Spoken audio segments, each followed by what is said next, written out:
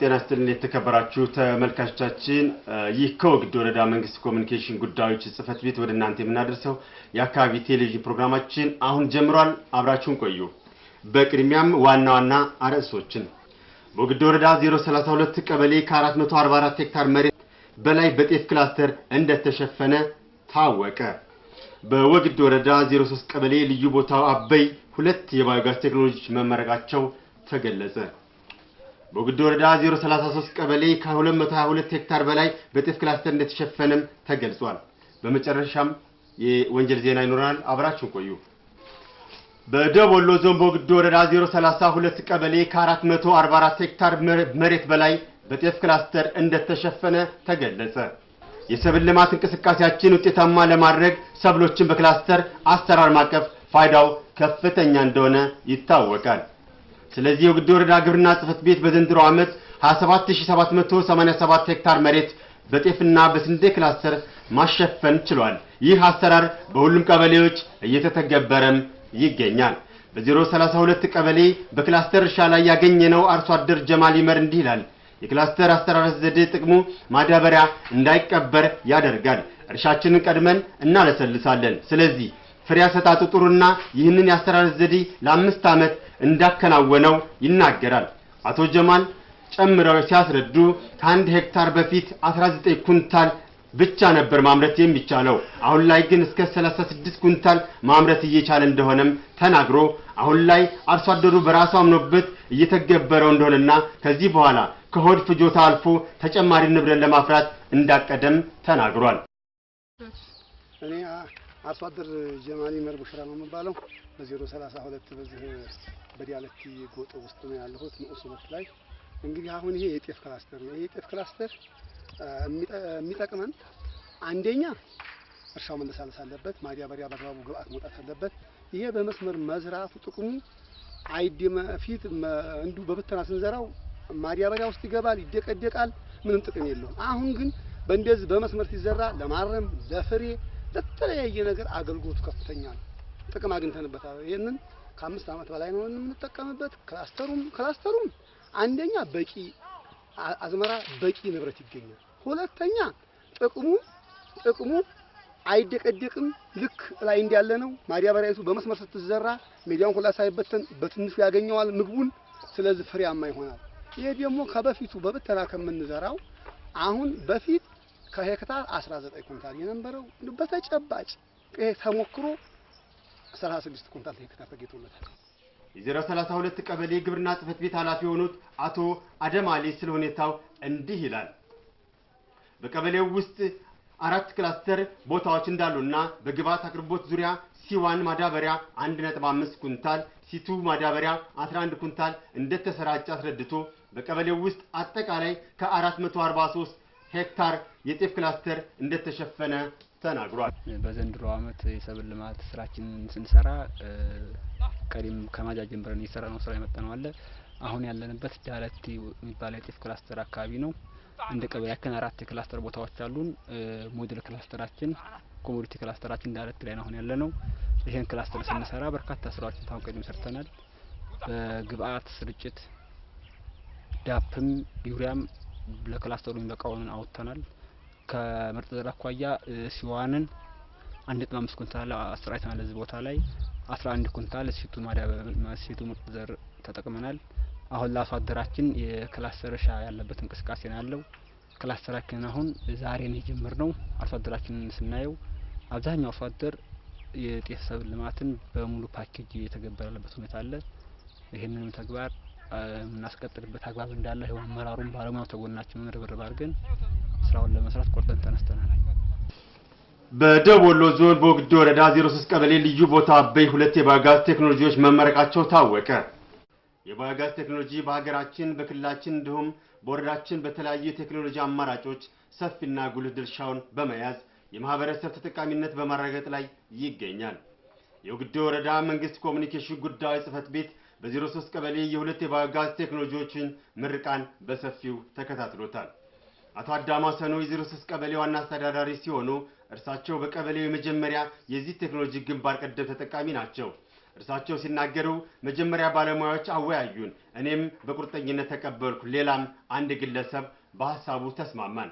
ነገር ግን ባለሙያዎች ባሉ ልክ ባይሆንም የተወሰነ ወጪ ጨምሯል። እኔ ግን ስራውን ጀመርኩ። ለቀበሌያችን ሞዴል መሆን ፈለኩ ይላሉ። ወጪውን በተመለከተ 9 ቆርቆሮ ሽንት ቤት፣ ግማሽ ባጆ አሸዋ፣ 7 ኩንታል ሲሚንቶና 35 ኩንታል እበት አሟላው። ግንባታው ተጠናቀቀ። 60 ቀን ባልሞላው ጊዜ ውስጥ የኃይል አቅርቦት መጠቀም ጀመርኩ ብለዋል።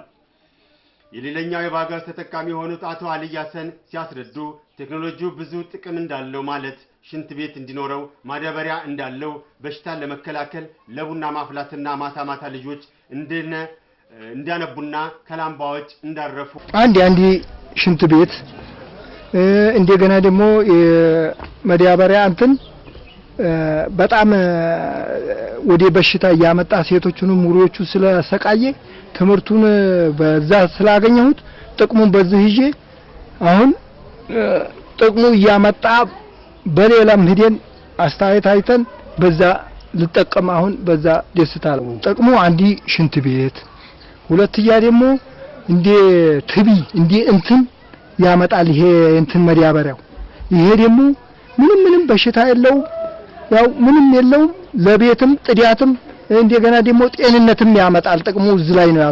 ቡና እንደገና ወጥ ማታ ደግሞ ልጆች ይማሩበታል፣ ያጠኑበታል። ማታ እስከፈለጉ ድረስ ያጠኑበታል ትምህርት። ይሄ እንኳን ሌላው ቀርቶ በትምህርቱ እንኳን አንዲ ጥቅም ነው፣ በትምህርት ማጥናት። የጉዶ ወረዳ ዋና ኢነርጂ ጽሕፈት ቤት የአማራጭ ኢነርጂ ማስፋፊያ ቡድን መሪ የሆኑት አቶ ደሳሌ ሙኒ በቴክኖሎጂው ምርቃን ቀን ተገኝተው የምርቃን ስነ ስርዓቱ 2 ዓላማ አለው ብለዋል። ይሄውም ልምድ ልውውጥና ለቴክኖሎጂ ባለሙያዎች እውቅና መስጠት ነው ይላሉ። ይህ ቴክኖሎጂ እንደ ጉዶ ወረዳ 2 ዓመት ሆኖታል። በዚህ ዓመት በሰፊው ሙሉ ለሙሉ እየተሰራበት ይገኛል። ቴክኖሎጂው 3 ፓኬጆች እንዳሉት እነዚህም የኃይል አቅርቦት፣ የሳኒቴሽን ሃይጂንና የተፈጥሮ ማዳበሪያ ይኖሩታል። የተፈጥሮ ማዳበሪያው ለአንድ ጊዜ ከተጠቀምነው ለ3 ዓመት ያለምንም ማዳበሪያ መጠቀም እንደሚቻል አስረድተዋል። አቶ ደሳሌ በመጨረሻ እንደተናገሩት ወጪን በተመለከተ ለግንበኛ ክፍያ እስከ 6000 ብር 1446 ለመገጣጠሚያ ቴክኖሎጂዎች ስቶቭና አምፖል በመንግስት እንደሚያገኙ አብራርተው በአሁኑ ሰዓት በወረዳ 40 የባጋዝ ቴክኖሎጂዎች አገልግሎት በመስጠትና በመገንባት ላይ እንዳሉ ተናግረዋል። ደሳለኝ ሙኔ ጌታውን የወግዲ ወረዳ ዋና ኢነርጂ ጽሕፈት ቤት የአማራጭ ኢነርጂ ልማት ቡድን መሪ ነኝ። እዚህ ቦታ ላይ የተገኘ ነው የባዮጋዝ ቴክኖሎጂ ግንባታ ተጠናቆ ጥቅም እየሰጠ ያለበት ሁኔታ ስላለ 2 ዓላማዎችን አቅደን ነው። አንደኛው የልምድ ልውውጥ ለመስጠት በሚል የተዘጋጀ ፕሮግራም ነው። ሁለተኛው ደግሞ ግንባታውን ለገነቡ ቴክኖሎጂ ባለቤቶች እውቅና ለመስጠት በሚል የተዘጋጀ ሲሆን ይህን ቴክኖሎጂ አሁን ባለው ሁኔታ በወረዳችን ከተጀመረ 2 ዓመት ሆኖታል። በዚህ ዓመት በሰፊው ጥቅም እየሰጠን ያለው ባለፈው ዓመት ከ21 በላይ አስገንብተን ጥቅም ለመስጠት ዝግጅት እያደረጉ ነው ያሉት። በዚህ ዓመት ግን የተገነቡት ሙሉ በሙሉ ጥቅም ለመስጠት ስራቸውን አጠናቀዋል። የሚሰጠው ጥቅም 3 ነው። 3 ፓኬጆችን አሟልቶ ይዟል። የመጀመሪያው የኃይል ፓኬጅ ነው የሚባለው፣ ለመብራትና ለምግብ ማብሰል አገልግሎት የሚሰጥ ነው እንዳያችሁት ውጤታማ የሆነ። ሁለተኛው የሳኒቴሽን እና ሃይጂን በተለይ በጤና 80% እንከላከላቸው የምንችለው ከጽዳት ጉድለት የሚመጡ በሽታዎች ስለሆኑ እሱን ሙሉ በሙሉ ሊቀርፍ የሚችል ደረጃውን የጠበቀ የመጸዳጃ ቤት አለው። ሶስተኛው የተፈጥሮ ማዳበሪያ ባዮሲለር ነው። ይሄም ቢሆን አርሶ አደሩ በአግባቡ ከተጠቀመበት አንድ ጊዜ ለመሬቱ ካለበሰ ለ3 ዓመት ያለምንም ተጨማሪ ማዳበሪያ አገልግሎት የሚሰጥ ቴክኖሎጂ በመሆኑ ይሄን ቴክኖሎጂ አሟልተው ገንብተው የሚጠቀሙ 3ቱም ፓኬጆች አሟልተው ይጠቀማሉ። በደቡብ ወሎ ዞን በወግዲ ወረዳ በ033 ቀበሌ ከ222 ሄክታር በላይ በጤፍ ክላስተር እንደተሸፈነ ተገለጸ። በክላስተር የሚታረስ የሰብል አይነቶች ጥሩና ውጤታማ እንድንሆን የሚያደርገን ያስተራረስ ዘዳችን ነው። ለዚህ ከፍተኛ ውጤት ማምጣት የተቻለበት ምክንያት ውስጥ ለድጋፍና ክትትል ስርዓት አመችነት መኖሩ፣ የግብአት አቅርቦት በልዩ ትኩረት መታየቱ፣ የተወዳዳሪነት መንፈስ ማምጣት መቻሉና ሌሎችንም መጥቀስ ይቻላል። አቶ አረጋሌ የተባሉ ግለሰብ በጤፍ ክላስተር ላይ በማረስ ላይ እንዳሉ አስተያየታቸውን እንዲሰጡን ሁሉ ጊዜ በክላስተር ነው የማርሰው ደግሞም ዘርና ማዳበሪያ በሃይላንድ በማንጠብጠብ ነው ይላሉ። ስለዚህ ውጤታማነቱን ያስረዳሉ። ሌላኛው በእርሻ ላይ ያገኘነው አርሶ አደር ሙሉጌታ አያሌው ስለ ክላስተር እርሻ ምንነት ሲያብራራ እንዲህ ይላል። እኔ አሁን በክላስተር እርሻ ላይ ነው የምገኘው፣ ግን በፊት አንዘራም እንቢያን እያስቸገርን ነበር። አሁን ግን ጥቅምና ጉዳቱን ስለለየን በትልቁ ጥቅም ስላለው እኔ በዚህ በጤፍ ክላስተር ተሸልሜበታለሁ። መረጃ ወረቀት እቤቴ ይገኛል ይላል። እናም በጣም ጠቃሚ ነገር ነው፣ ተግባሩን ላልተቀበለው ሰው እንጂ ጥቅሙ ሰፊ ነው ይላሉ። 3 ቀበሌ ተወግዲ ወረዳ 033 ቀበሌ ነኝ። ስሜ ሙሉጌታ አያሌው ነው የሚባለው። በክላስተር እርሻ ላይ ነው የምገኘው። ግን በፊት አንዘራም እያልን እንቢያን ብዙ እያሸገርን ነበር። አሁን ግን ጥቅምና ጉዳቱን ስለለየ ነው በትልቁ ጥቅም ስላለው እኔ በዚህ በጤፍ ክላስተር ተሸልሜበታለሁ። መረጃ ወረቀትም ደርሶኛል ተወረዳ እና በጣም ጠቃሚ ነው። ግብአትም ጥቅም ያለው ነገር ነው። በመጨረሻም የ033 ቀበሌ ግብርና ጽሕፈት ቤት ኃላፊ የሆኑት አቶ መሐመድ አይናሜ በቀበሌው የተካሄደ ያለው የሰብል ልማት እንቅስቃሴን ሲናገሩ በሰብል ልማት እንቅስቃሴ የተለየ እርሻ መሬት ከ550 ሄክታር ሲሆን በዚህ መሬት በዋና ዋና ሰብሎች በጤፍና በስንዴ ክላስተር ለመሸፈን በመንቀሳቀስ ላይ እንደሚገኙ ተናግረው ከስንዴ በበለጠ የጤፍ ክላስተር አለ ብለዋል። ቅድመ ዝግጅት ከህብረተሰቡ ጋር የጋራ አድርገን ተግባብተን አሁን ላይ አብዛኛው አርሶ አደር በመስመር በመዝራት ላይ ነው ያለ ይላሉ። አቶ መሐመድ ጨምሮ ሲያስረዱ ለዚህ ክላስተር ከ760 ኩንታል ማዳበሪያ 55.5 ኩንታል ምርጥ ዘር 2 ኩንታል ቁንጮ ጤፍ መሰራጨት እንደተቻለም ተናግረዋል። በቀበሌያችን በዚህ በ033 ቀበሌ በሰብል ልማት እንቅስቃሴያችን አጠቃላይ የሚታረስ የእርሻ መሬት 550 ሄክታር መሬት አለን። ከዚህ በዋና ዋና ሰብሎች በጤፍና በስንዴ መሸፈን አለበት ብለን ነው እቅድ እየተንቀሳቀስን ያለ ነው። ተስንዴ የበለጠ ደግሞ በጤፍ ዙሪያ ላይ 222 ሄክታር ይሄ በተጨባጭ በጂፒኤስ የተለካ ሰፊ የጤፍ ክላስተር ነው ያለን። ይሄንንም እንግዲህ ከሲኦሲ ስልጠና ጀምሮ በጋ ላይ ስራናቸውን ስራዎች ቅድመ ዝግጅት ላይ ሁሉንም በሚባል ድረስ በተቋም ደረጃ መተን ህብረተሰቡ ጋር ከመግባባት አኳያ ስልጠና ከመስጠት አኳያ ተግባብተን አሁን ላይ አብዛኛው አርሶ አደር ያው በተባለው ፓኬጅ እያረሰ ነው ያለው፣ እርሻውን በመስመር እየዘራ ነው ያለው። ለዚህም 760 ማዳበሪያ እቅድ ነበረን። ያ ሙሉ በሙሉ 100% ማዳበሪያ የወጣበት መንገድ ነው ያለው።